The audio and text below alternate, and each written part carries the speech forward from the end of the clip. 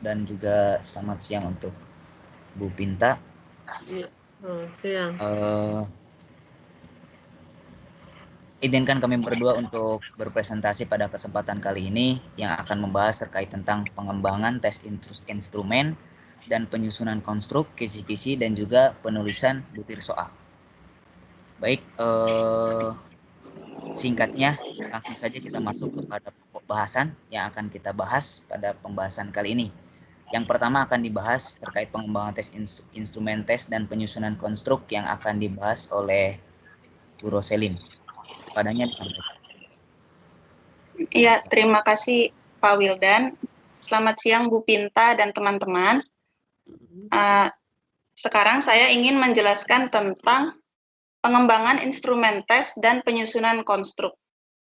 Nah, dalam melakukan asesmen di kelas, seorang guru dapat menggunakan berbagai instrumen untuk memperoleh data yang akurat mengenai kemajuan belajar peserta didik.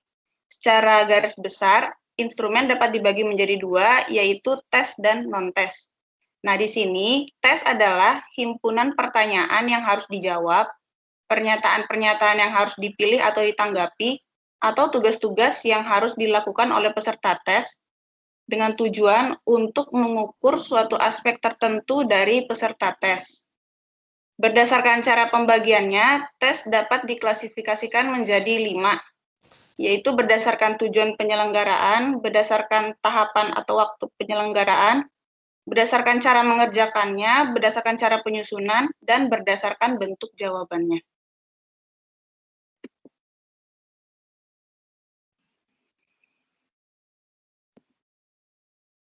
Yang pertama, berdasarkan tujuan penyelenggaraan, tes terbagi menjadi 5.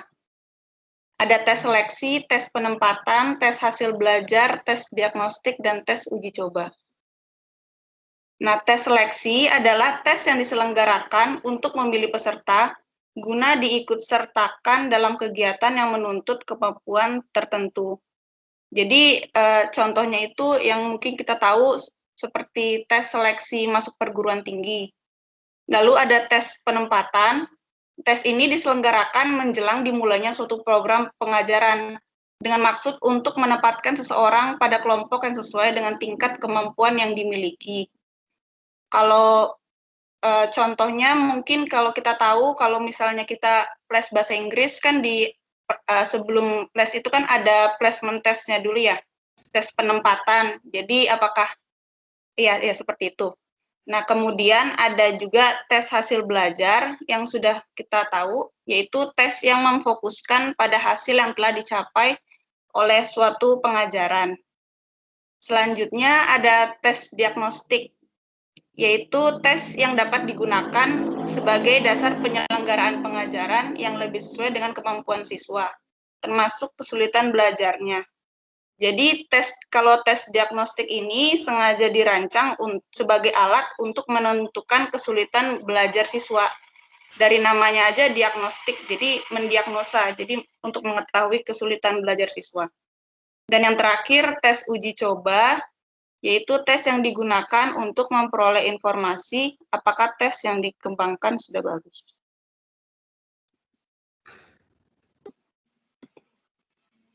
Selanjutnya, berdasarkan waktu penyelenggaraannya, tes terbagi menjadi 4. Yang pertama itu tes masuk. Jadi, kalau tes masuk ini mirip seperti tes seleksi, jadi dia diselenggarakan itu sebelum atau menjelang suatu program pengajaran itu dimulai. Kemudian ada tes formatif.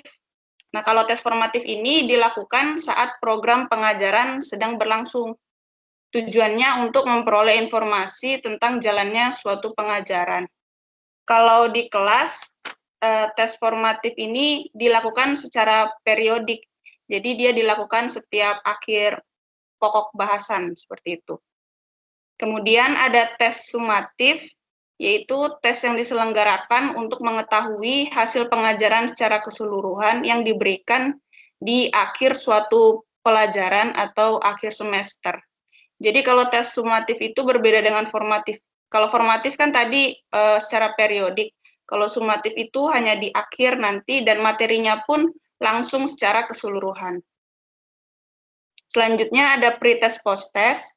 Kalau pretest adalah tes yang bertujuan untuk mengetahui kemampuan yang dimiliki siswa di awal program pengajaran.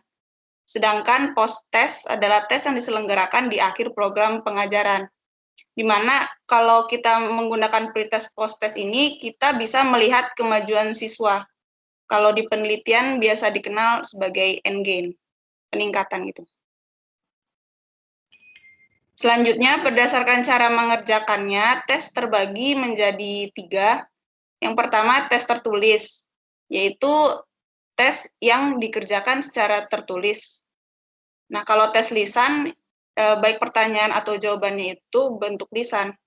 Kalau tes unjuk kerja, itu tes yang meminta seseorang untuk melakukan sesuatu sebagai indikator pencapaian kompetensi berupa kemampuan psikomotor. Selanjutnya, berdasarkan cara penyusunannya, tes terbagi 2. Yang pertama, tes buatan guru. Yang kedua, tes terstandar. Tes buatan guru adalah tes yang dirancang dan dipersiapkan oleh guru, tetapi tetap dengan mengacu pada karakteristik tes yang baik dan dilakukan secara cermat. Sebaliknya, kalau tes terstandar itu tes yang dikembangkan dengan mengikuti prosedur serta prinsip pengembangan tes secara ketat. Dan yang terakhir, berdasarkan bentuk jawabannya, tes terbagi 3. Yang pertama, tes esai, itu tes yang menuntut siswa untuk mengorganisasikan gagasan tentang apa yang telah siswa pelajari dengan cara dikemukakan dalam bentuk tulisan. Kalau tes jawaban pendek, tes yang meminta siswa untuk menuangkan jawabannya dalam bentuk rangkaian kata pendek maupun angka. Jadi di tes jawaban pendek, seperti yang kita tahu, siswa di sini mengisi bagian kosong dari suatu kalimat soal itu. Lalu kalau tes objektif ini, tes yang dalam pemeriksaannya dilakukan secara objektif. Maksudnya di sini, kalau tes objektif itu sudah disediakan jawabannya. Jadi siswa di sini kan hanya memilih. Beda sama tes esai sama jawaban pendek itu kan siswa mengemukakan gagasannya. Nah, tes objektif di sini terbagi jadi 4. Yang pertama, tes benar salah, lalu pilihan ganda, lalu menjodohkan, dan yang terakhir isian singkat.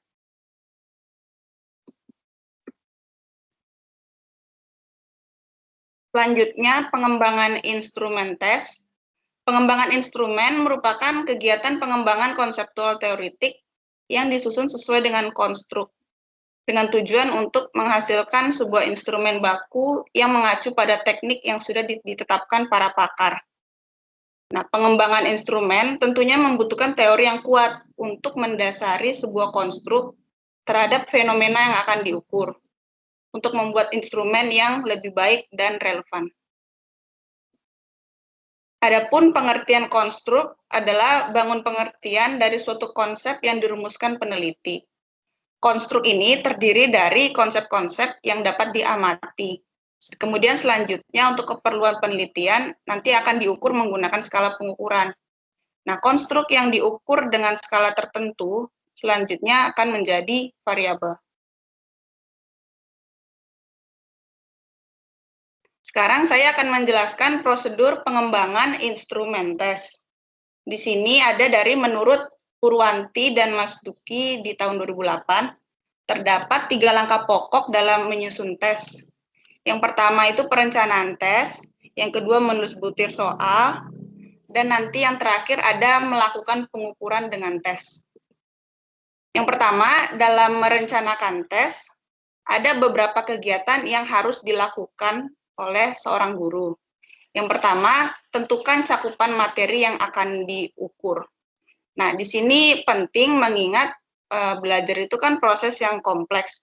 Jadi, di dalam membuat suatu tes, guru harus jelas bagian materi mana yang akan dikembangkan di dalam tes. Nah, selanjutnya, menentukan bentuk tes.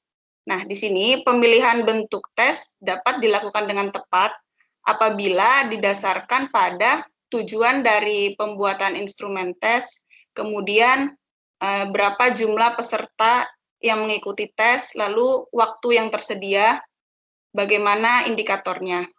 Contohnya, misalnya peserta tesnya cukup banyak, lalu cakupan materi yang diujikan pun cukup banyak. Seperti kayak soal ujian sekolah, nah mungkin di situ kita bisa menggunakan tes objektif pilihan ganda supaya lebih singkat. Nah, kalau misalnya nanti di indikatornya diminta untuk melakukan sesuatu, mungkin di sini guru bisa menggunakan tes unjuk kerja dan sebagainya. Dan yang ketiga, menentukan panjang tes. Panjang tes di sini sama seperti jumlah soalnya.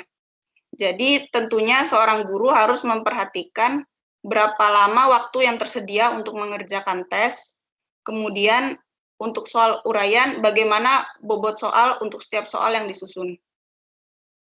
Nah, tahapan perencanaan tes ini sama saja seperti menyusun kisi-kisi.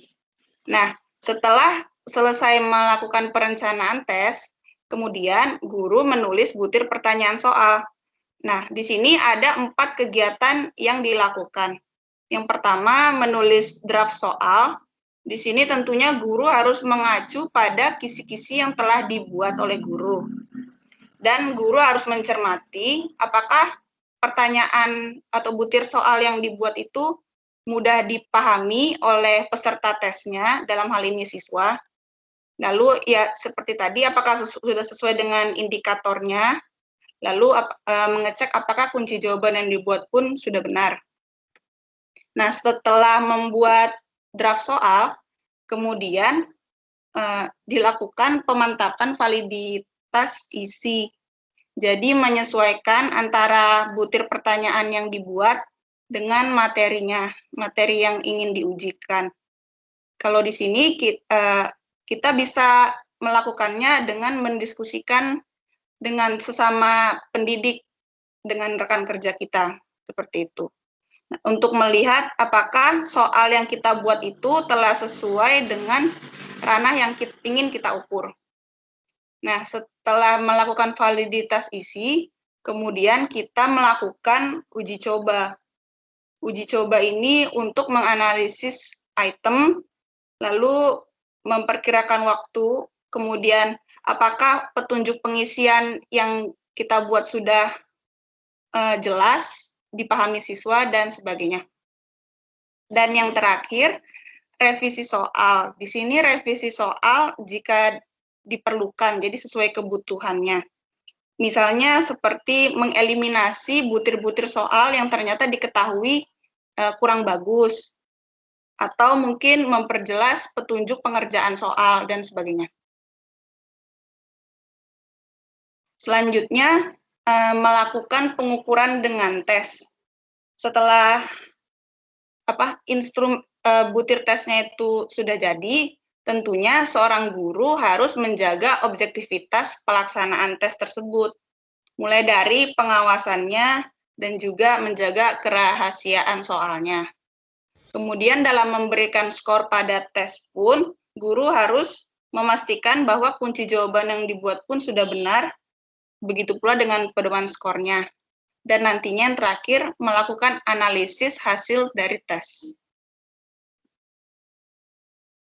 Nah, selain menurut Purwati dan Mas Duki, di sini saya juga mengutip pendapat dari Retnawati, untuk mengembangkan instrumen yang baik, dapat mengikuti 9 langkah berikut.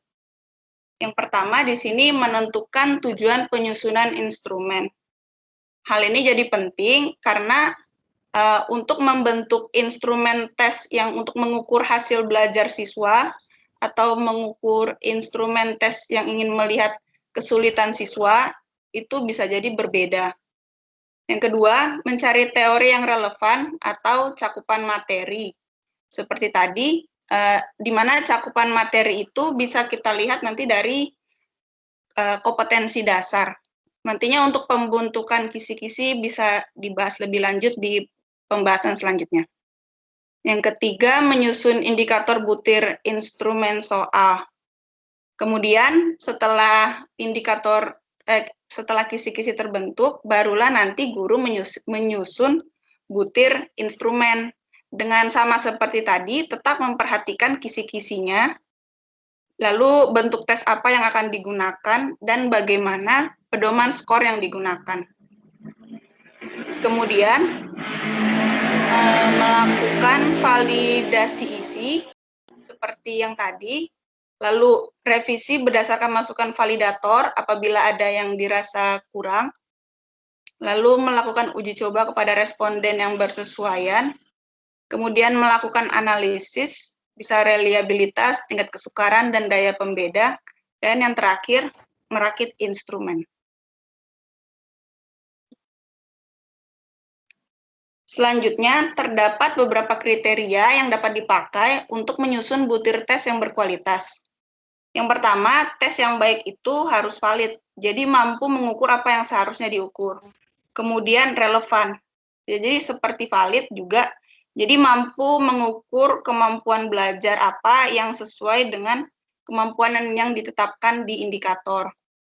Kemudian spesifik, jadi di dalam pembuatan soal, pastikan jawabannya itu pasti, jangan sampai bermakna ganda. Lalu representatif, jadi kiranya kalau membuat tes itu, pokok bahasan yang ingin diujikan itu terwakili. Kemudian seimbang, jadi di dalam pembuatan soal itu memiliki tingkat kesulitan yang berbeda, bobotnya pun juga berbeda. Kemudian sensitif, jadi tes yang baik itu mampu membedakan siswa yang benar-benar menguasai materi atau siswa yang belum menguasai materi. Nah, di sini seorang guru sebaiknya jangan sampai membuat tes itu terlalu mudah. Nanti takutnya di situ semua siswa bisa menjawab, ataupun tes itu terlalu sulit. Jadi sebagian besar siswa tidak bisa mengerjakannya. Kemudian tes yang baik itu yang fair. Jadi dalam pelaksanaan tesnya itu harus objektif dan tidak merugikan kelompok tertentu. Dan yang terakhir itu praktis. Jadi tidak sulit untuk digunakan dari segi pembiayaan dan pelaksanaannya. Atau dengan kata lain juga efisien. Di sini ada catatan. Sumarmo memberikan beberapa catatan bagi guru matematika dan peneliti pendidikan matematika apabila ingin mengembangkan beragam tes kemampuan dan skala afektif matematika yang tergolong tingkat tinggi. Di sini catatan untuk mengembangkan tes kemampuan matematik. Ini ada tabel persamaan dan perbedaan tes matematika untuk penelitian dan untuk asesmen kelas. Persamaannya itu, kedua jenis tes ini disusun berdasarkan kisi-kisi yang memuat indikator kemampuan matematik dan konten matematik yang jelas. Yang kedua, butir tes untuk penelitian yang baik harus menggambarkan tuntutan tugas penguasaan konsep atau proses matematika yang tinggi, bukan keterampilan menghitung yang rumit dan sukar. Dan yang ketiga, khusus untuk tes pemecahan masalah, sebaiknya setiap butir itu harus menggambarkan langkah-langkah penyelesaian masalahnya, bukan indikatornya. Nah, kalau perbedaannya, kalau tes matematika yang untuk penelitian itu dirancang untuk menilai penguasaan siswa dalam beberapa jenis kemampuan matematika tertentu. Dan itu biasanya hanya dilakukan dalam rentang berapa bulan. Tapi kalau di yang tes untuk asesmen kelas itu dirancang untuk menilai penguasaan siswa dalam matematika sebagai hasil belajarnya. Tes formatif, seperti tes formatif, tes sumatif. Nah, di sini ada catatan untuk mengembangkan skala afektif matematik. Yang pertama, tiap skala afektif sebaiknya bersikap unik untuk penelitian tertentu. Yang kedua, butir skala disusun cukup banyak, minimum 30, di mana banyak butir positif negatifnya itu sama dan disusun secara acak. Yang ketiga, butir skala itu disusun dengan jelas dan ringkas, dan tidak memuat istilah yang sukar dipahami. Dan yang terakhir, butir skala itu sebaiknya dapat dijawab dengan tidak membutuhkan waktu lama. Seperti itu. Jadi sekian yang pengembangan instrumen. Untuk penyusunan kisi-kisi akan dilanjutkan oleh Pak Wildan. Pada Pak Wildan dipersilakan. Ya baik, terima kasih Bu Roselin atas penyampaiannya terkait penyusunan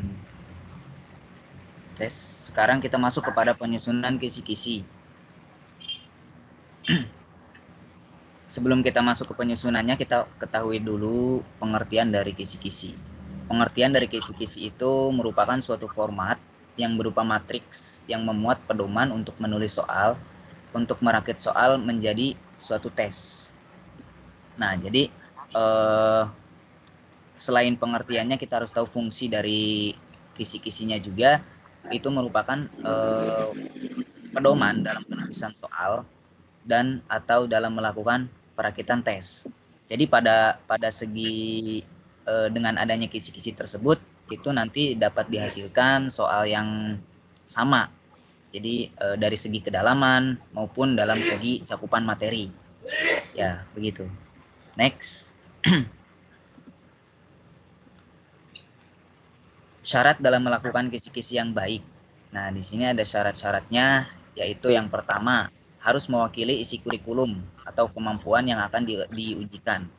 Lalu berikutnya, komponen-komponennya itu dibuat secara rinci, jelas, dan mudah dipahami. Lalu berikutnya, soal-soalnya pun dapat dibuat sesuai dengan indikator dan bentuk soal yang ditetapkan.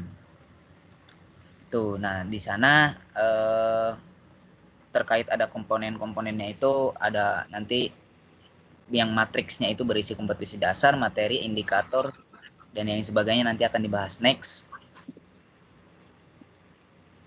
Di sini ada penyusunan kisi-kisi. Jadi dalam penyusunan kisi-kisi itu ada beberapa poin.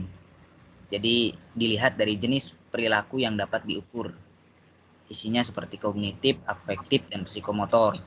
Lalu berikutnya dalam penentuan perilaku yang akan diukur. Jadi penentuan perilaku yang akan diukur di sini itu termuat dalam standar isi. Perilaku yang akan diukur itu dapat dilihat pada perilaku yang terdapat dari suatu rumusan kompetensi dasar atau pada standar kompetensi. Lalu berikutnya dalam penentuan dan penyebaran soal. Jadi sebelum kita menyusun kisi-kisi dan butir soal, itu perlu ditentukan juga jumlah soal dari setiap kompetensi dasar dan penyebaran soalnya. Jadi untuk lebih jelasnya nanti perhatikan penilaian-penilaian akhir di semester. Jadi dalam pembuatan soal di sini harus mencakup pada kompetensi dasar. Jadi kenapa harus ada kompetensi dasar? Karena kompetensi dasar itu merupakan kemampuan minimal yang harus dikuasai oleh peserta didik setelah mempelajari materi pelajaran tertentu yang sesuai dengan kurikulum yang digunakan oleh satuan pendidikan tersebut. Itu. Oke, next.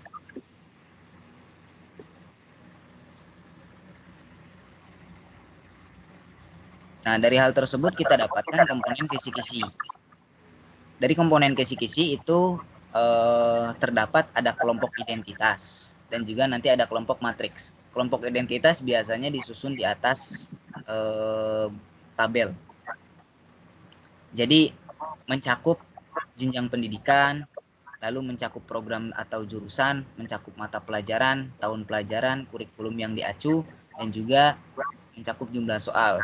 Di dalam penyusunan kisi-kisi di sini, terkadang jumlah soal ini ada yang menuliskan dituliskan identitas, ada juga yang tidak dituliskan. Memang kalau secara ininya ada penulisan jumlah soalnya gitu. Lalu berikutnya untuk kelompok matriks, ini yang berada pada isi tabelnya. Jadi kelompok matriks itu mencakup kompetensi, mencakup materi apa yang dibahas, lalu mencakup indikator terkait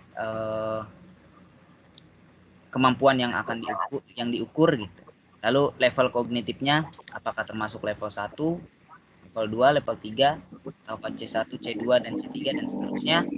Lalu ada di bagian kolom berikutnya ada nomor urut soal. Jadi nanti misal di bagian 1 belum tentu ada pada nomor urut 1 dan seterusnya. Lalu terakhir ada bentuk soal. Bentuknya itu bisa berupa pilihan ganda, isian singkat, dan yang lain sebagainya.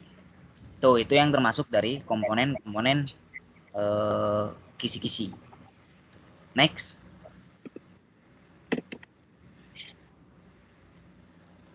Setelah kita tak ketahui komponen-komponennya, lalu bagaimana langkah-langkahnya dalam penyusunan kisi-kisi? Nah, berikut langkah-langkah dalam penyusunan kisi-kisi.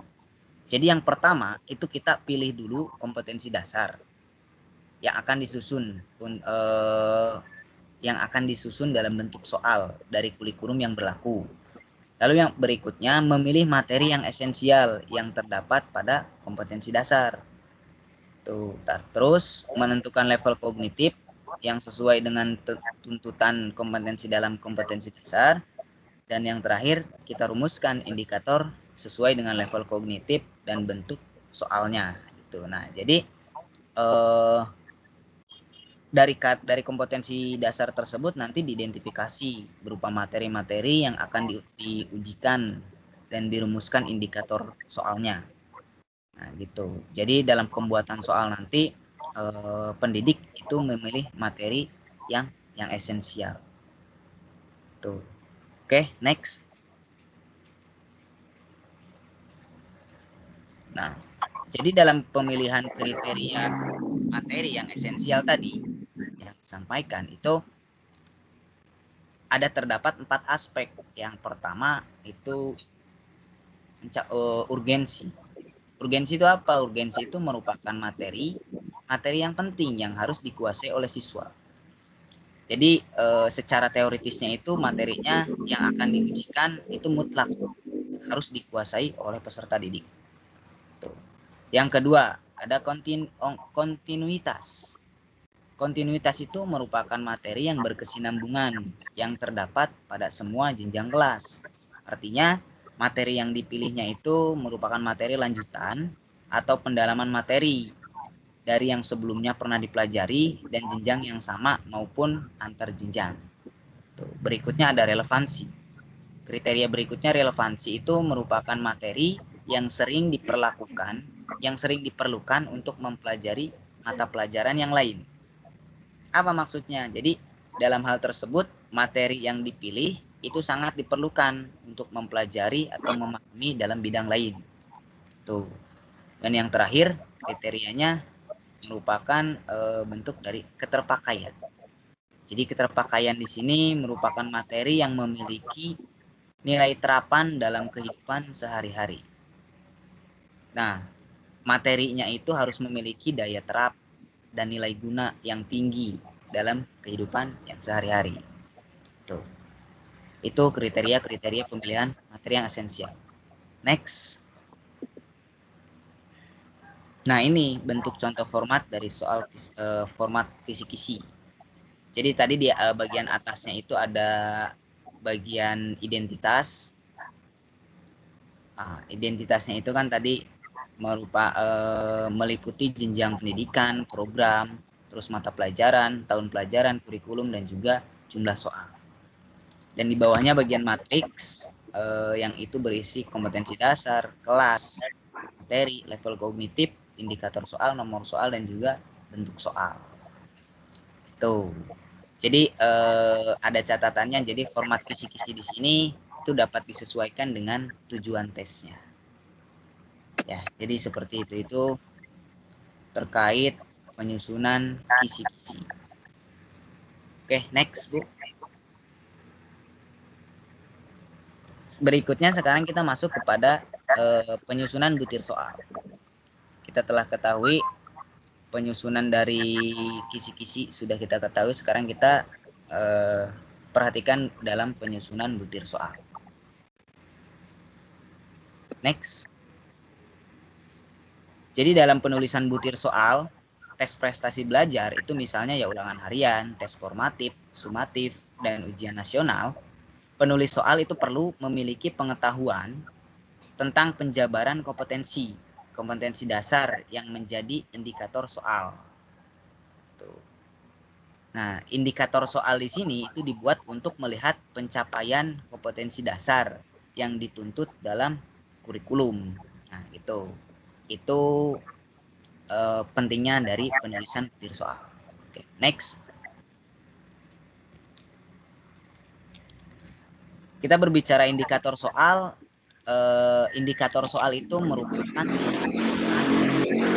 kerja operasional yang memuat perilaku siswa dan memuat materi yang akan diukur sesuai dengan uraian materi yang dipilih.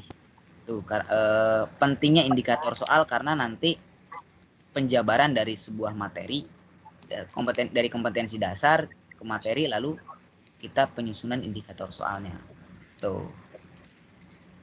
Next. Syarat-syarat dari indikator yang baik. Yang pertama itu harus memuat ciri-ciri kompetensi dasar yang akan diukur. Lalu yang kedua, memuat kata kerja operasional yang dapat diukur. Yang ketiga, berkaitan dengan materi atau bahan ajar yang dipilih. Dan yang keempat, itu dapat dibuatkan soalnya. Kita ketika penyusunan indikator soal itu harus sesuai agar pembuatan soalnya itu dapat dilaksanakan. Next. Nah, di sini ada contoh-contoh kata kerja operasional dalam pembuatan indikator. Misal di dalam pilihan ganda bisa kata-katanya bisa berupa menentukan, menyebutkan, menghitung, menunjukkan, menjelaskan, mengidentifikasi, menyimpulkan. Lalu ada uraian berisi menyebutkan, menjelaskan, menghitung, memberi contoh, menganalisis, dan menyimpulkan. Itu contoh-contoh kata kerja operasional. Next, ada juga berupa isian dan juga berupa contoh dari benar dan salah. Contoh dari kata kerja operasionalnya berupa menentukan, menyebutkan, menuliskan, melengkapi, menghitung, juga menunjukkan. Dalam benar dan salah bisa dalam bentuk menentukan, menyebutkan, menghitung, mengidentifikasi, dan juga menyimpulkan. Tuh. Nah, di sini dalam tingkat kompetensi, jadi contoh kata kerja operasional untuk menunjukkan hasil belajar tertentu. Dalam tingkat kompetensinya, misal kita ukur pengetahuan, pemahaman, pengaplikasian. Dalam pengetahuan, contoh kata kerjanya dapat kita ukur dengan kata mendeskripsikan, menamakan, mendefinisikan, memasang, memilih, dan lain sebagainya. Pemahaman dapat kita ukur dengan kata mengklasifikasi, menjelaskan, mengikhtisarkan, membedakan. Lalu ketika mengaplikasian, contoh kata kerjanya mendemonstrasikan, menghitung, menyelesaikan, menyesuaikan, mengoperasikan, menghubungkan, menyusun, dan yang lain sebagainya. Nah, di sana jadi dalam pembuatan indikator-indikatornya harus sesuai dengan kata kerja operasionalnya. Tuh. Next. Nah, ini merupakan diagram yang menggambarkan proses penjabaran kompetensi dasar menjadi indikator. Di sini ada yang dikotaki warna kuning, kompetensi dasar menuju materi, menuju indikator soal, lalu pembuatan soal. Dan di sana dalam panah yang warna merah itu menunjukkan kesesuaian indikator soal dengan materi yang hendak diukur yang mengacu pada kompetensi dasar. Jadi dari indikator soal ke materi yang mengacu pada kompetensi dasar. Lalu untuk panah yang warna biru dari kompetensi, materi hingga soal itu menunjukkan alur dari penulisan soal. Lalu untuk panah yang warna hitam di sana menunjukkan adanya kesesuaian soal dengan indikator soal, lalu dengan materi dan juga dengan kompetensi dasar. Itu. Di sana kompetensi dasar itu mengukur kemampuan minimal yang harus dikuasai siswa setelah mempelajari materi pelajaran tertentu. Jadi kompetensi ini diambil dari kurikulum. Lalu materi-materi yang harus dikuasai siswa berdasarkan kompetensi yang akan diukur. Penentuan materinya itu yang akan diambil disesuaikan dengan indikator yang akan disusun. Dan indikator soal itu berisikan ciri-ciri perilaku yang dapat diukur sebagai petunjuk untuk membuat soal. Dan pembuatan soalnya itu disusun berdasarkan indikator yang dibuat. Gitu. Itu alur dari penjabaran kompetensi dasar menjadi indikator. Oke, next. Nah, ini tadi keterangan-keterangan dari panahnya tersebut ya. Sudah disampaikan. Nah, dalam penulisan soal itu harus memperhatikan kaidah-kaidah dalam penulisan soalnya. Jadi selain itu dalam penyusun soal tidak boleh menyinggung suku, agama, ras, dan antar golongan. Jadi soal juga tidak boleh bermuatan politik, pornografi, kekerasan, promosi instansi, dan juga produk komersial. Itu yang harus kita hindari dalam pembuatan soal. Next. Nah, di sini langkah-langkah dalam penyusunan butir soal. Langkah-langkahnya itu yang pertama, menentukan tujuan tes. Tujuan yang akan kita lakukan untuk apa gitu. Tes yang akan kita lakukan itu untuk apa? Nah, ini perlu kita kaji dulu. Terus yang kedua, menentukan kompetensi yang akan diuji. Berikutnya, menentukan materi yang diujikan. Materi yang diujikan yang sudah siswa pelajari. Keempat, menentukan penyebaran butir soal berdasarkan kompetensi, materi, dan bentuk penilaian. Sehingga tes tulisnya itu bisa bentuk pilihan ganda, uraian, dan juga tes praktik. Nah, berikutnya penyusunan kisi-kisi. Setelah kita susun, lalu kita tulis butir soal. Sehingga setelah butir soalnya kita buat, kita validasi soal atau menelaah secara kualitatif. Lalu berikutnya merakit soal menjadi perangkat tes, penyusunan pedoman, penskoran. Sehingga langkah berikutnya kita uji cobakan butir soal. Dan yang terakhir kita analisis butir soal sehingga kuantitatif dari data empirik hasil uji coba. Dan perbaikan soalnya itu berdasarkan hasil dari analisis. Nah, itu merupakan langkah-langkah penyusunan butir soal. Oke, next. Dalam penulisan butir soal, di sini kita jabarkan ada soal pilihan ganda, soal uraian, dan yang lain sebagainya. Yang pertama, soal pilihan ganda. Soal ini, bentuk pilihan ganda adalah soal yang jawabannya dipilih dari beberapa kemungkinan jawaban yang telah disediakan. Jadi pilihan ganda seperti yang telah kita ketahui bahwa dalam pilihannya itu lebih dari satu. Lebih dari adanya pilihan jawaban yang lain gitu. Lalu untuk soal pilihan ganda itu terdiri atas pokok soal dan pilihan jawaban. Jadi ada soalnya, ada pilihannya. Itu ciri-ciri dari soal pilihan ganda. Lalu dalam pilihan jawaban terdiri atas kunci jawaban dan pengecoh.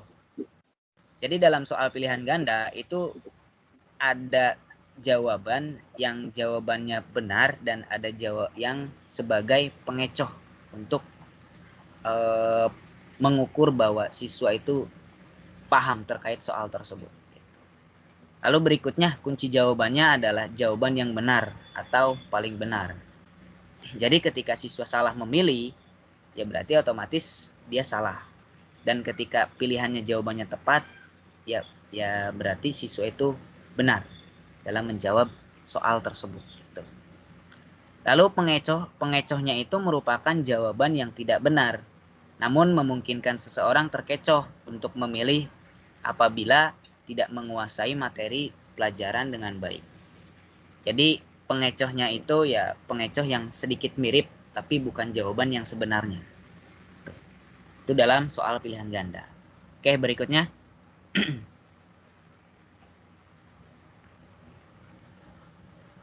Dalam soal pilihan ganda memiliki keunggulan, keterbatasan dan juga memiliki keunggulan dan juga keterbatasan. Keunggulannya apa? Yang pertama, mengukur berbagai jenjang kognitif dari mulai ingatan sampai dengan kreasi. Lalu berikutnya dapat mencakup ruang lingkup materi yang sangat luas. Lalu penskorannya mudah, cepat, dan objektif. Bentuk soal pilihan ganda pun sangat tepat untuk ujian yang pesertanya banyak atau sifatnya massal. yang hasilnya harus segera diumumkan, seperti ujian sekolah dan ujian nasional. Tuh, jadi soal pilihan ganda ini unggul dalam jumlah peserta atau jumlah peserta didik yang banyak. Next, keterbatasan dalam soal pilihan ganda. Nah, ini keterbatasannya bisa menjadi kelemahannya. Yang pertama itu memerlukan waktu yang relatif lama untuk menulis soal. Karena kita juga harus menyiapkan bentuk pilihan-pilihan yang dapat mengecoh peserta didik yang lainnya dalam mengerjakan gitu. Lalu yang kedua, sulit membuat pengecoh yang homogen dan berfungsi.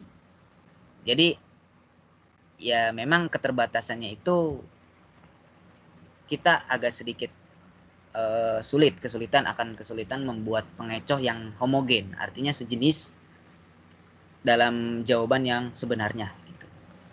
Yang ketiga, terdapat peluang bagi peserta untuk menebak jawaban. Terus tidak seluruh kompetensi dapat diukur dengan bentuk soal pilihan ganda.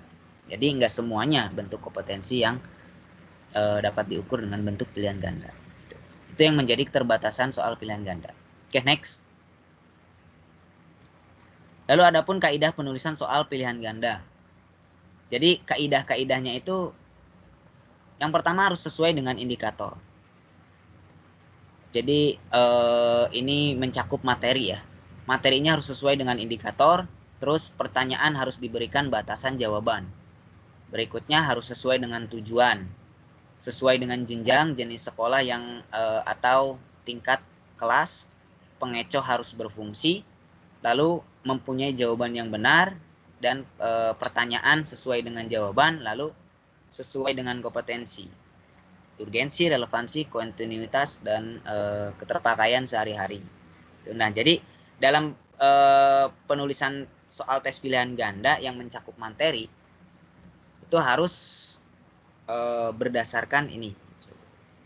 Kita tidak bisa sembarangan membuat soal tes pilihan ganda. Oke, next. Berikutnya, kaidah soal harus memperhatikan pada konstruksi. Jadi konstruksi di sini poin-poinnya merupakan ada menggunakan kata tanya atau perintah yang menuntut jawaban terurai. Lalu ada petunjuk yang jelas tentang cara mengerjakan soal. Jadi contoh, pilihlah jawaban yang pilihlah jawaban A, B, C atau D. Nah, gitu. Itu jadi ada petunjuk yang jelas. Lalu ada pedoman penskoran, ada gambar, grafik, peta atau yang sejenisnya disajikan dengan jelas. Jangan sampai itu tidak terbaca. Lalu pokok soalnya harus dirumuskan secara jelas dan tegas. Sehingga rumusan soal dan pilihan jawabannya itu merupakan pernyataan yang diperlukan saja. Jangan memberi petunjuk ke arah jawaban yang benar. Itu. Jadi harus dalam pengkonstruksian soalnya itu, pembuatan soalnya harus dikaji dengan sebaik mungkin sehingga petunjuk-petunjuknya itu tidak mengarah kepada jawaban yang benar. Oke, next. Lalu kaidah penulisan dalam segi bahasa. Dalam segi bahasa itu jangan mengandung pernyataan yang bersifat ganda. Lalu jawaban juga harus homogen. Artinya sejenis lah dan logis ditinjau dari segi materi. Panjang rumusan pilihan jawabannya itu harus relatif sama. Tuh, jadi tidak menggunakan kata yang bermakna tidak sepasti seperti sebaiknya, umumnya, kadang-kadang. Nah, itu tidak pasti. Lalu jangan bergantung pada jawaban soal sebelumnya. Tuh.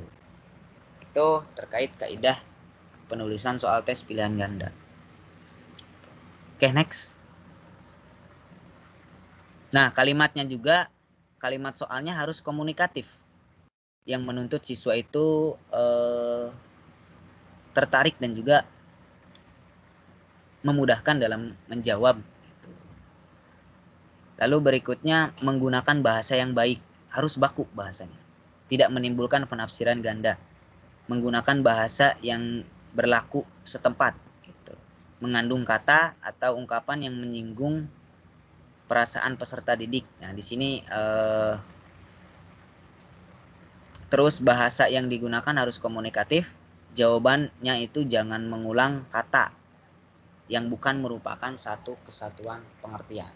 Tuh, itu dari segi bahasanya. Terkait contoh-contoh soalnya bagaimana nanti dibahas, ada di lampiran. Oke, next. Sekarang kepada soal berikutnya. Soal dua pilihan jawaban benar dan salah. Bentuk soal benar dan salah atau ya atau tidak menuntut peserta untuk memilih dua kemungkinan jawaban. Peserta tes diminta memilih jawaban benar atau salah dan ya atau tidak pada pernyataan yang disajikan. Jadi di dalam soalnya itu hanya menuntut siswa jawabannya ya atau tidak, atau benar atau salah. Tuh, jadi itu soal dalam dua pilihan jawaban. Nah, berikut adalah keunggulan dan keterbatasan soal bentuk dua pilihan jawaban. Next, keunggulannya itu dapat mengukur berbagai jenjang kemampuan kognitif. Lalu materi yang diujikan pun dapat mencakup lingkup materi yang luas.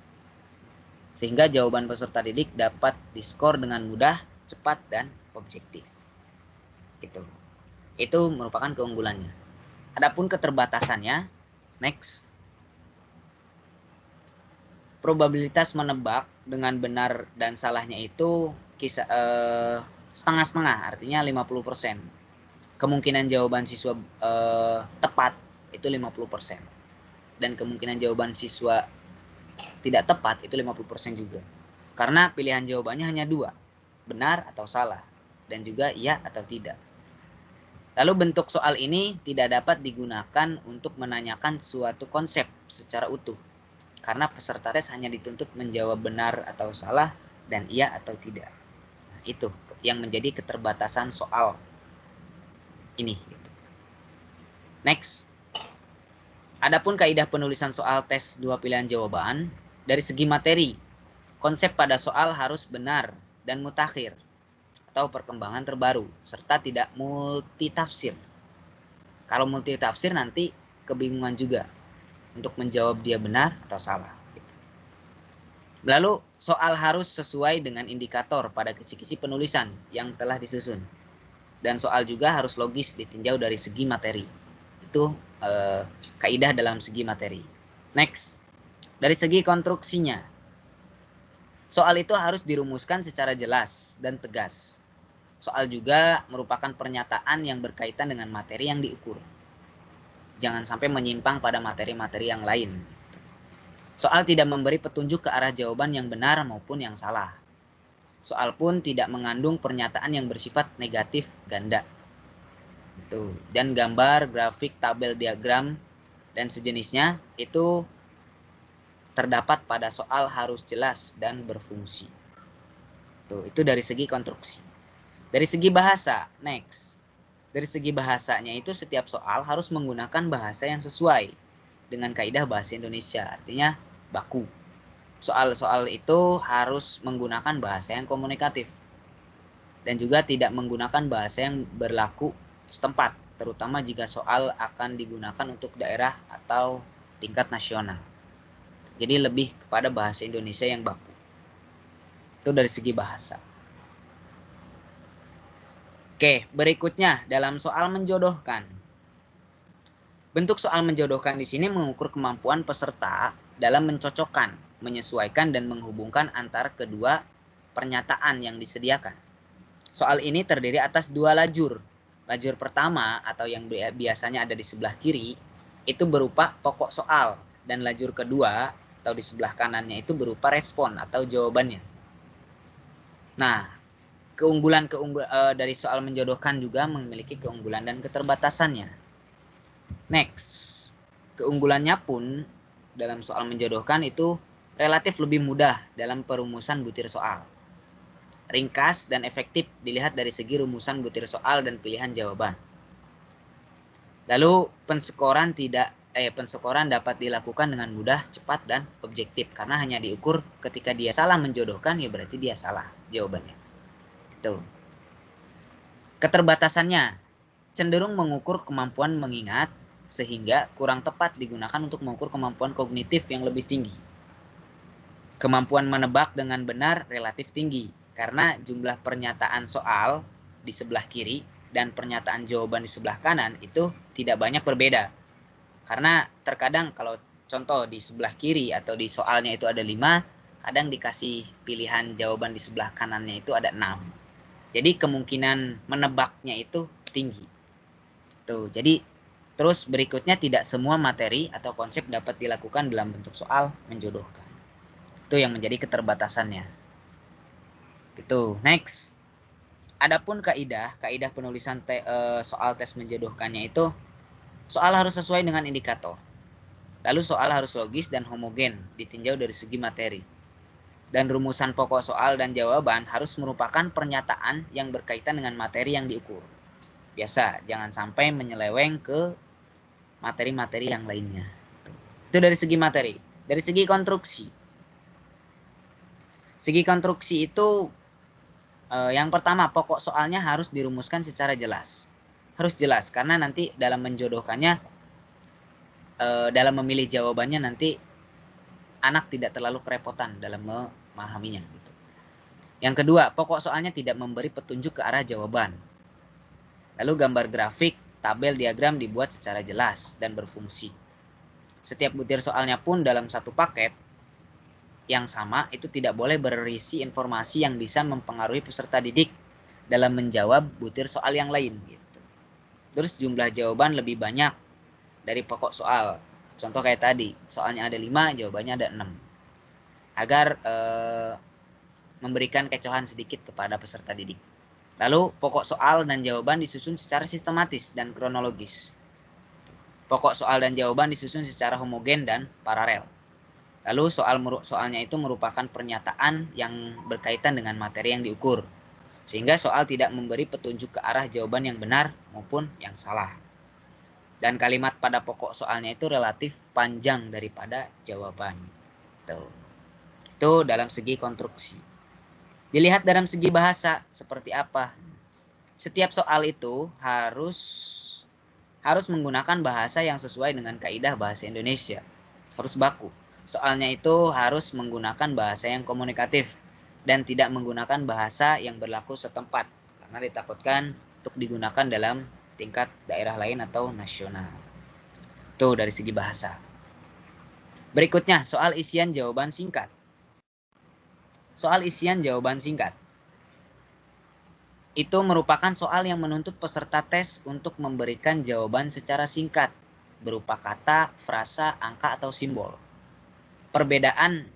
Perbedaannya adalah soal isian itu disusun dalam bentuk kalimat berita.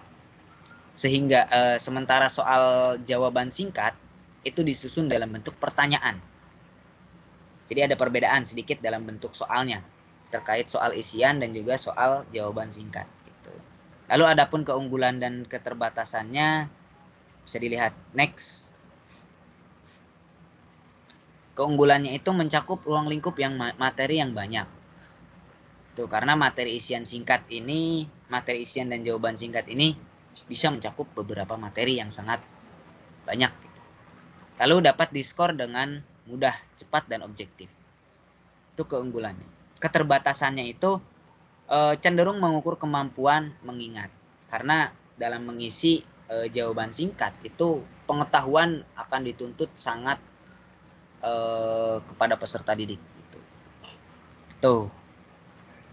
Lalu dalam kaidah penulisan soal tes isian dan jawaban singkat, dalam segi materi, pokok soalnya itu harus sesuai dengan indikator.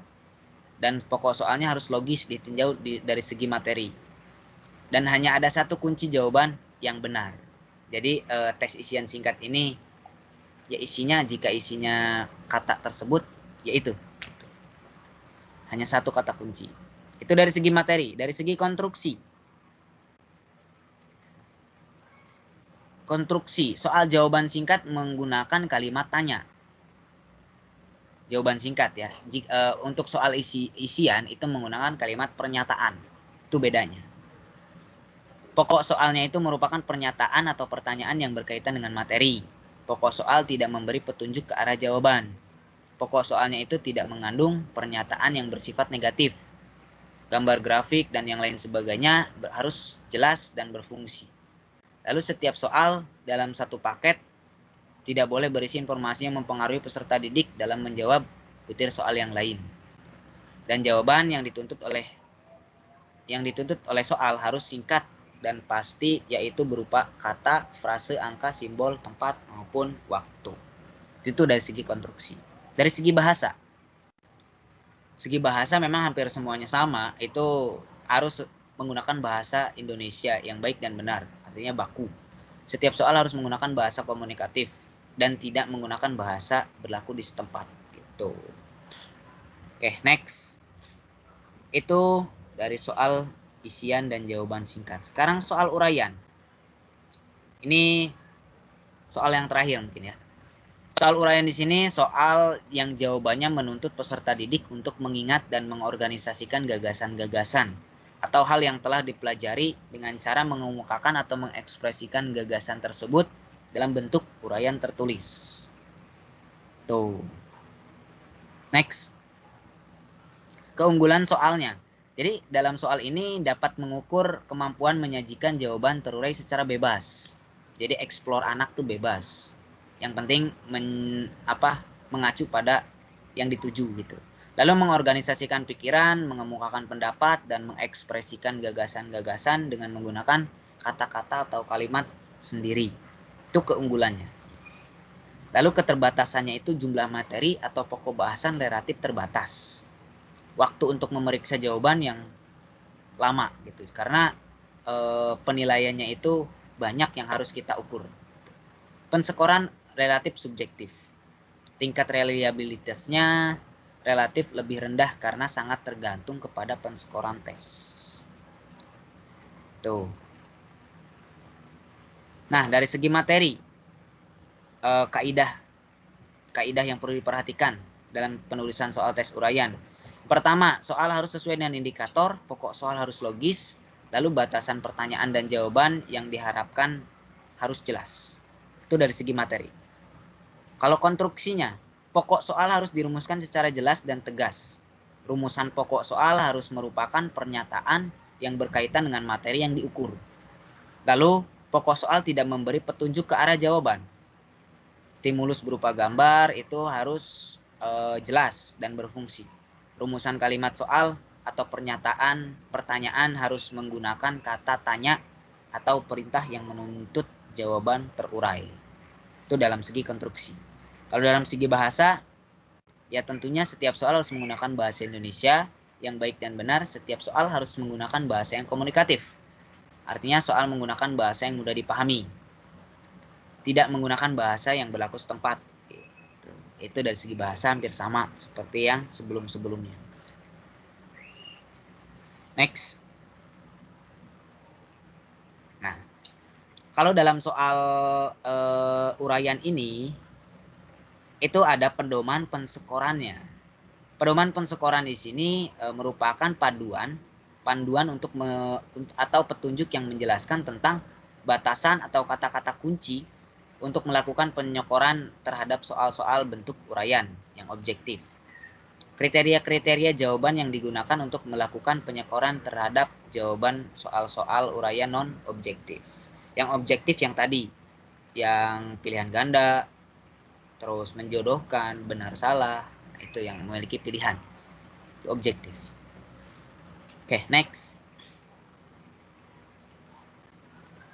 Nah, adapun prosedur penskorannya itu pada soal uraian, jadi pemberian skor sebaiknya dilakukan per nomor soal yang sama untuk semua jawaban peserta didik agar konsistensi dalam penskoran dan skor yang dihasilkan adil. Tuh. Pemberian skor pada soal objektif, soal uraian objektif. Jadi periksalah jawaban dan cocokkanlah dengan pedoman penskoran. Setiap jawaban yang sesuai dengan kunci diberikan skor 1, sedangkan yang tidak sesuai 0. Jadi tidak ada skor selain 0 dan 1. Terus kalau skor uraian non-objektif, itu periksa jawaban dan cocokkan dengan pedoman penskoran. Lalu pemberian skornya itu disesuaikan antara kualitas jawaban dan kriteria jawaban. Itu lebih bebas. Dan nomor 2, hitunglah jumlah skor perolehan peserta didik setiap nomor butir soalnya. Itu dalam pedoman prosedur penskoran. Tuh. Next. Oh, udah. Nah, itu terkait pembuatan butir soal. Tadi kisi-kisi dan pembuatan butir soal. Adapun lampiran dari kisi-kisi atau contoh-contoh dari kisi-kisi dan juga contoh bentuk soalnya, itu akan dibahas oleh Bu Roselin. Untuk kisi-kisi, Bu Roselin padanya disampaikan. Terima kasih.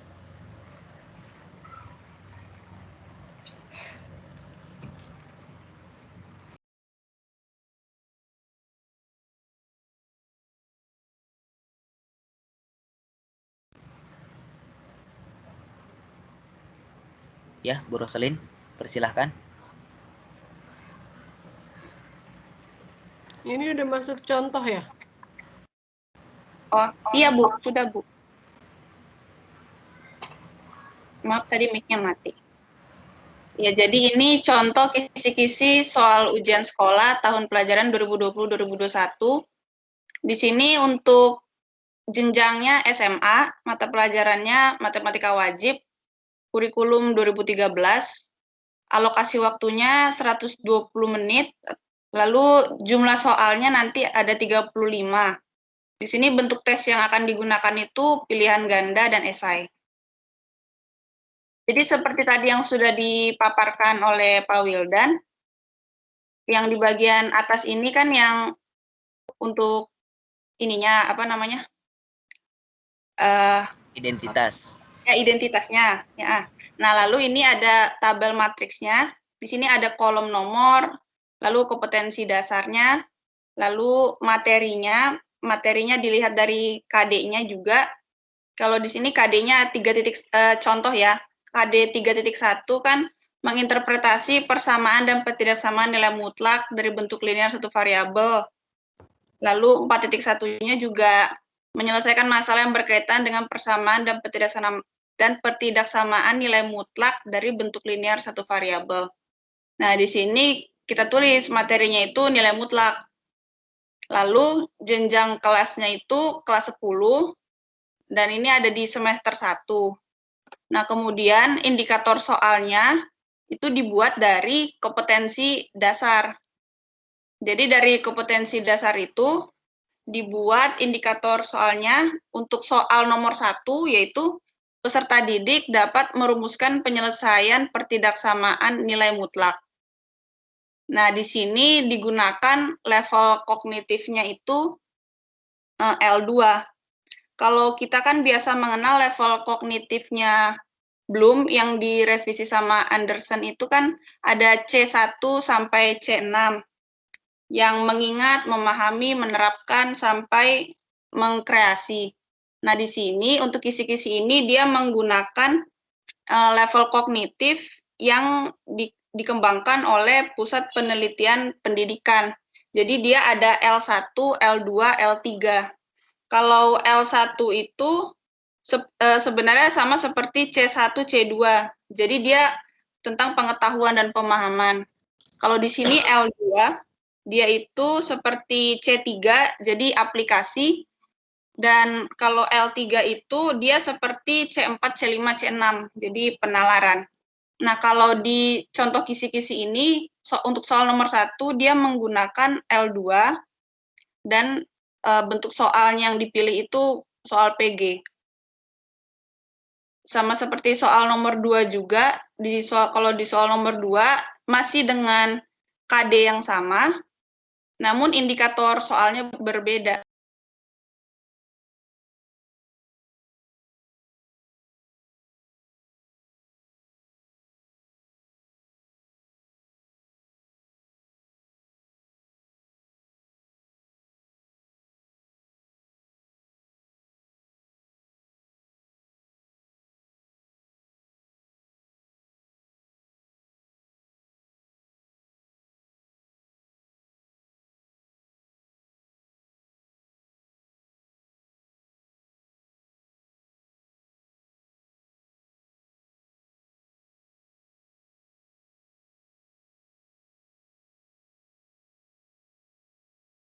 Roselyn, kok suaranya hilang?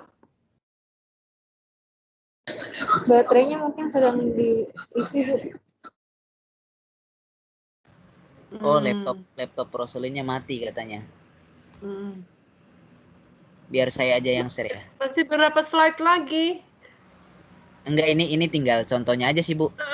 Tapi Ibu justru mau komentar itu pilihan ganda cuma satu nomor untuk satu KD.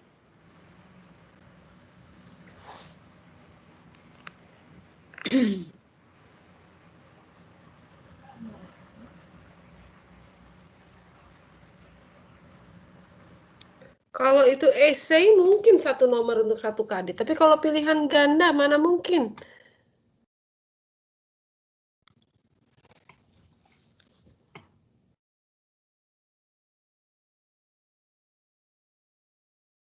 Maaf Bu, tadi laptopnya mati tiba-tiba. Iya. Oke. Maaf, Bu. Pak Wildan boleh di-share nggak, Pak? Ya, sebentar, Bu. Yang full lampiran.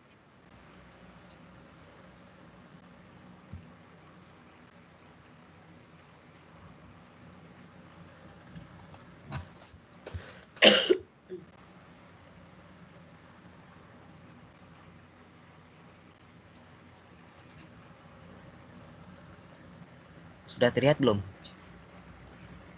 Oh iya, sudah Pak. Sudah, Pak.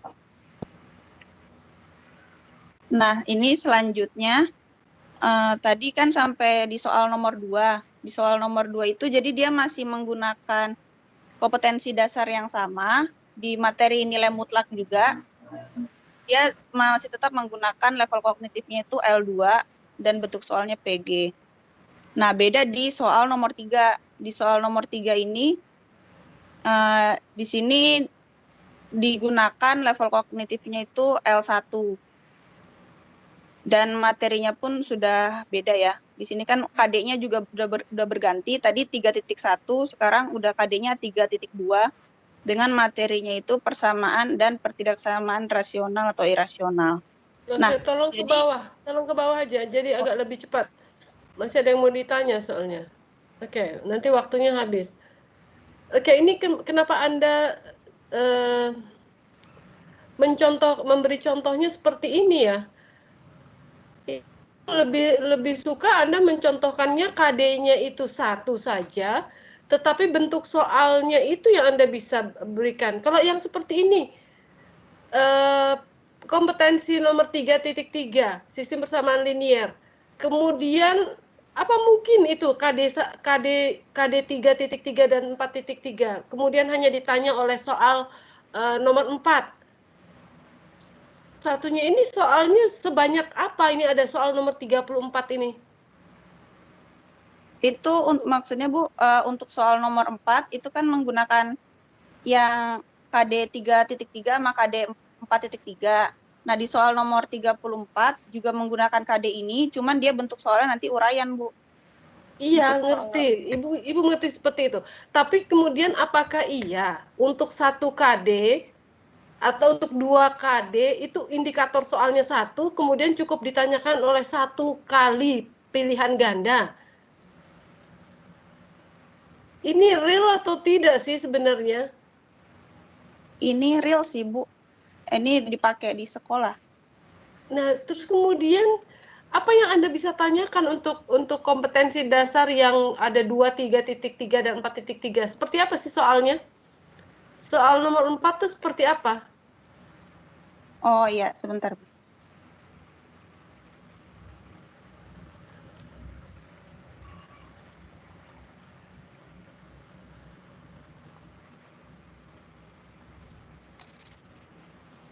Untuk satu indikator saja, kalau yang sebenarnya indikator, jadi ini sebenarnya sudah jadi, sudah selesai divalidasi. Nah, untuk satu indikator itu sebenarnya tidak boleh hanya ada satu soal sebelum divalidasi. Maka ini adalah hasil semua sudah divalidasi ya? Ini yang udah jadinya, Bu. Iya, berarti kalau sudah jadi, itu satu soal hanya ada satu indikatornya. Maksud Ibu gini, untuk satu indikator itu hanya ada satu soalnya. Iya, Bu. Kalau di kisi-kisi ini. Satu indikator, satu soal, Bu. Oke. Tapi sebenarnya kalau Anda mulai mau membuat yang pertama kali, ini kan sudah jadinya.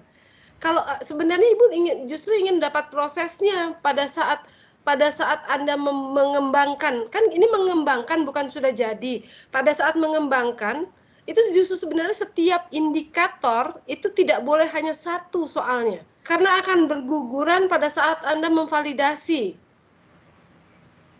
Justru kalau Anda justru contohnya yang Ibu inginkan adalah kalau Anda membuat satu saja, tidak usah banyak-banyak, cukup pada pada KD satu atau 2 KD saja, tetapi pada saat indikatornya itu justru indikatornya masa memang untuk menyusun sistem persamaan linear 3 variabel, kemudian indikatornya hanya pada saat peserta didik dapat menentukan penyelesaian sistem persamaan linear 3 variabel.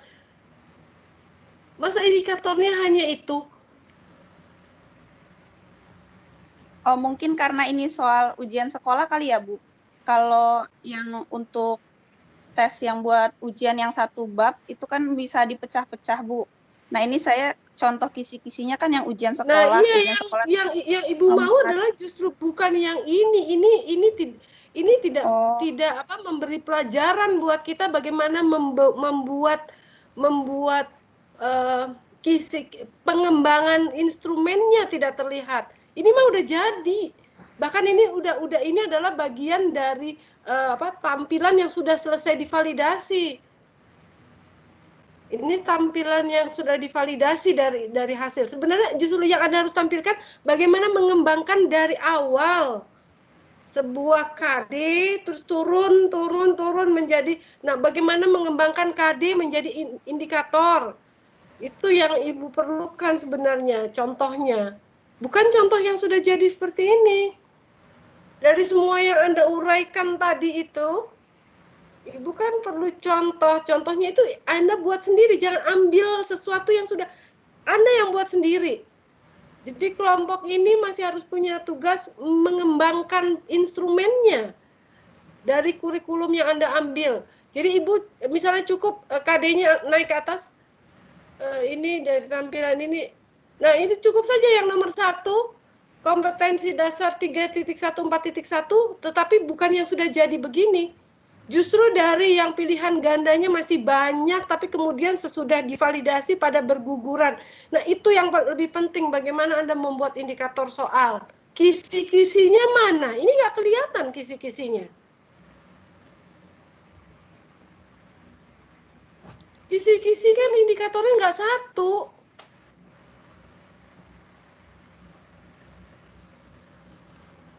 Jadi Maksudnya gimana, Bu? teorinya Anda tadi di depan itu sudah oke lah, sudah lengkap yang Anda tampilkan.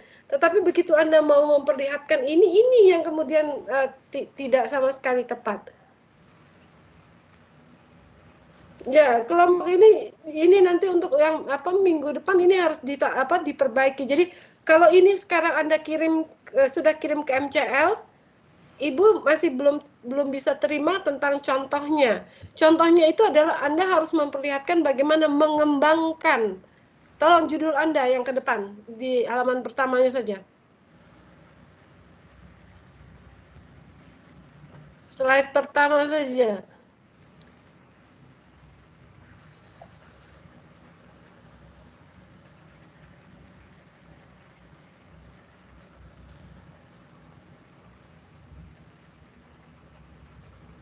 Nah, pengembangan tes instrumen dan penyusunan konstruk itu yang kita ingin lihat. Bagaimana mengembangkan tes instrumennya, kemudian menyusun konstruk, bukan yang sudah jadi. Bagaimana menyusun kisi-kisi. Bentuk kisi-kisi itu seperti apa sih? Terus bagaimana menulis butir soal, indikator seperti apa yang kemudian soalnya harus esai, indikator seperti apa yang kemudian soalnya harus pilihan ganda. Itu yang harus terlihat dari tugas Anda di sini. Anda di sini teorinya banyak sekali, sudah lengkap menurut Ibu. Dari tadi yang Ibu tunggu adalah contohnya yang harus Anda buat sendiri. Kalau ini kan kalau yang disebut dengan teori Anda bisa ambil dari mana saja. Tapi waktu membuat contohnya Anda harus berpikir untuk 1 KD saja. Turunkan 1 KD sehingga tersusunlah konstruknya, kisi-kisinya, penulisan butir soalnya yang benar-benar terlihat bagaimana diturunkannya. Oke, kalau Ibu juga masih mau bertanya di entah slide keberapa, entah slide ke-6 atau keberapa, tolong lihat. Jangan loncat, satu-satu dulu. Iya, terus tadi mungkin Ibu terus ini sudah yang sudah tes kalau tidak salah. Terus nah di sini maaf tadi yang tadi slide sebelumnya. Iya, nah tes jawaban pendek itu bentuknya pertanyaan atau pernyataan.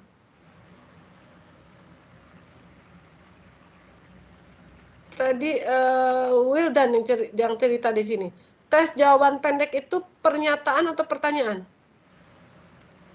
Jawaban pendek itu bentar.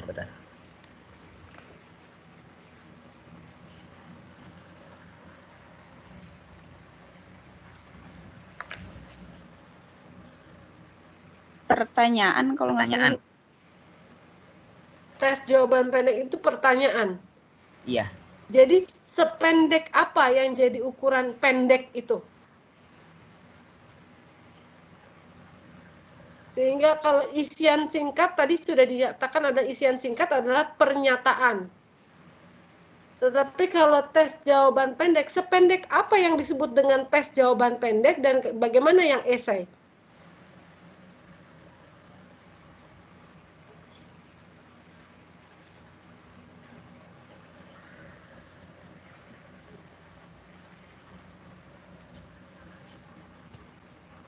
Ini waktu kita sudah habis karena tadi mulainya juga terlambat. Nah, terus kemudian teman-teman Anda sebenarnya belum bertanya ini. Sementara Ibu masih tidak. Kenapa Ibu cut? Karena tadi di contohnya tidak tepat, di bagian dari yang Anda uraikan sebenarnya masih ada yang mesti Ibu tanyakan, cuma karena begitu banyaknya, ini sampai berapa slide sih? Sampai 73, Bu. Nah, makanya kalau lagi memaparkan untuk kelompok lain, tolong kalau memaparkan itu mungkin memang Anda mempunyai banyak teori, tetapi tidak seperti ini, tidak sampai 70. Waktu kita itu kan hanya 1 jam 40 menit. Anda harus berpikir bahwa teman Anda harus bertanya, Ibu juga harus bertanya. Tapi tadi Ibu diamkan saja, Ibu ingin tahu sampai di mana. Nah, kalau pemaparan seperti ini ya menjadi tidak benar. Anda harus bisa memilah-milah mana yang diperlukan. Tadi, benar salah, pilihan ganda menjodohkan. Itu semua dipaparkan sampai dengan kelebihan, kekurangan. Itu bisa dilewatkan saja sebenarnya. Tapi ini Ibu ingin dulu memberi contoh kelompok 1 memang selalu kelompok yang pertama maju itu selalu akan jadi contoh bahwa yang ini contohnya ini tidak terlalu benar walaupun Anda lengkap. Tetapi ini tidak bagus untuk Anda memperhitungkan dong waktu Anda presentasi hanya 1 jam 40 menit. Jadi untuk kelompok berikutnya Anda harus memperhatikan juga bahwa Anda harus selesai presentasikan materi ya dengan waktu yang ada di dalam perkuliahan. Kemudian yang tidak usah bertele-tele seperti tadi, benar salah dipaparkan pilihan ganda. Cukup Anda menyatakan benar salah pilihan ganda menjodohkan isian singkat. Semua guru juga sudah tahu sebenarnya. Mungkin Anda akan bisa mengatakan bahwa benar salah ada kekurangan kelebihan dibacakan 1 kali, tapi kemudian untuk pilihan ganda ada juga kekurangan dan kelebihan, silakan nanti dibaca saja. Sudah bisa terbayang kok seperti apa. Nah, ini adalah cara memaparkan yang tidak tepat. Anda membuat 70 slide, Ibu kan tidak tahu bahwa Anda slide-nya ada 70. Jadi Ibu menunggu saja sampai seberapa banyak, sampai di mana Anda selesai. Tapi Anda sama sekali tidak lihat waktu. Anda tabrak aja terus seperti itu. Padahal harus berpikir bahwa teman Anda juga harus ada waktu untuk bertanya. Oke, ini karena waktunya sudah habis, Ibu juga akan tutup hari ini. Anda harus perbaiki ini. Perbaiki yang utama adalah contohnya tadi. Untuk minggu depan mungkin minggu depan untuk tapi untuk yang itu harus pakai Excel. Anda harus tampilkan Excel untuk minggu depan. Itu perlu waktu yang banyak juga. Untuk hari Senin ya. Nah, ini lengkapi. Jadi ini kirim ke MCL, tapi kemudian Anda tambahkan lagi, nanti kirim yang berikutnya adalah bentuknya revisi bahwa contohnya itu yang tidak tepat. Ibu ingin contoh bahwa Anda membuat sendiri, bukan mengambil punya orang. Contoh sendiri bagaimana memulai pengembangan instrumen. Oke, kelompok 1 ditutup sekarang.